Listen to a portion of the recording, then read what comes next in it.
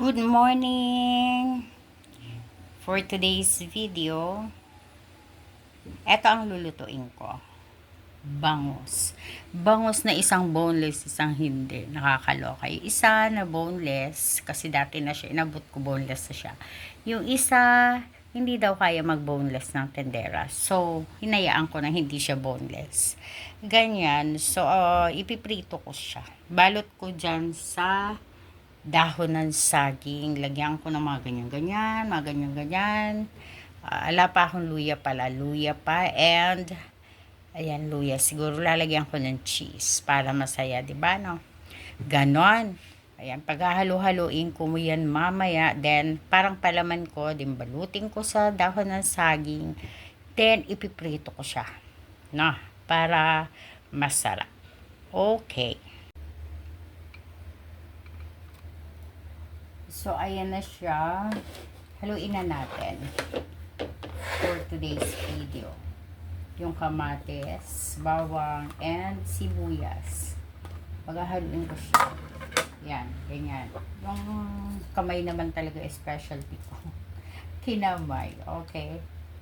Marami-raming paminta. And the asin. Kailangan may asin. Yan.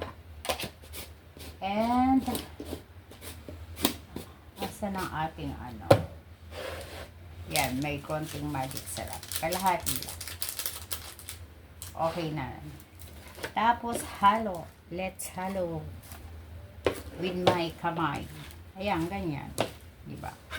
O bakit gano'n naman talaga, diba? Kailangan naman talaga kamay para mahalo siya ng maigi.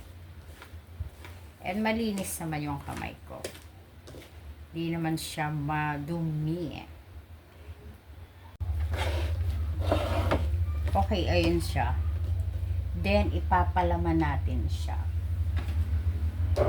Una, dito sa ano, maliit lang kasi. So, paghatiin natin. Diba? Itong isa, para sa medyo malaki-laki. Itong isa dito sa maliit. Okay. Ito yung na boneless. Maliit lang siya. Nasaan ka ba? Yun. Layo sa earth. Yan. Then, papalamanan natin. Palamanan natin ng palaman na palaman. Like that.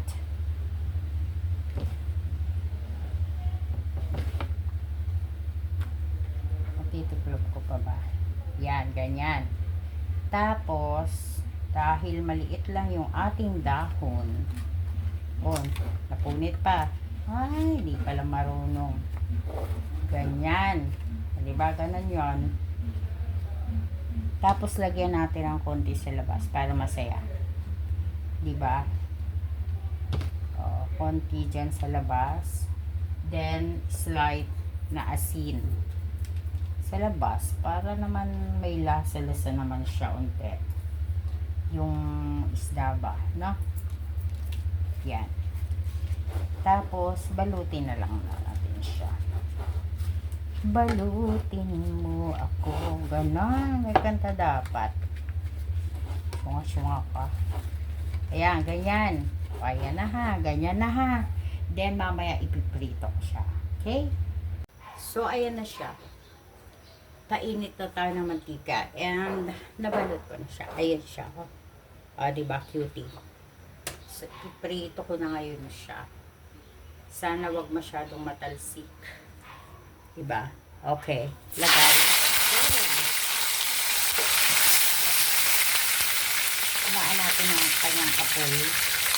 Baka tumulsik-slice na naman siya. And the maliit. Okay.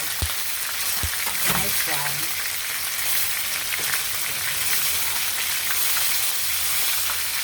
Ayan siya. Very good naman siya. Diba? Hintayin ko na lang mamaya balik ka rin. So, feeling ko kailangan natin siyang takpan. Siguro, hindi ba? Baka naman mapitak siya, no? Tapos matutong. Sa no na lang. Hinaan ko na lang ang apoy. And Siyempre, matagal-tagal naman siya maluto kasi nasa dahon naman siya. Kaya hindi naman siya matututong. Kasi naman kasi sa foil, mas prefer ko yung dahon, mabango, mukhang masarap. Diba yung amoy? Kasi sa foil medyo ang hirap. Yung pagkaluto niya hindi masyad. Para siya naging steam. Pag pinito mo yung ganyan or inihaw mo siya, no? Hindi kagaya ng ganyan. Mas maganda siya. So, let's wait na maluto.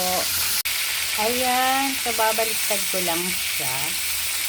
Medyo mahinang apoy para, diba, dahan-dahan siyang maluto. Huwag mabigla. So, ayan. Ang ganda naman yung tingnan, diba? And, simula. Walang talsik. Siyempre, may dahon, no? Diba, ang ganda-ganda niyang tingnan? Okay.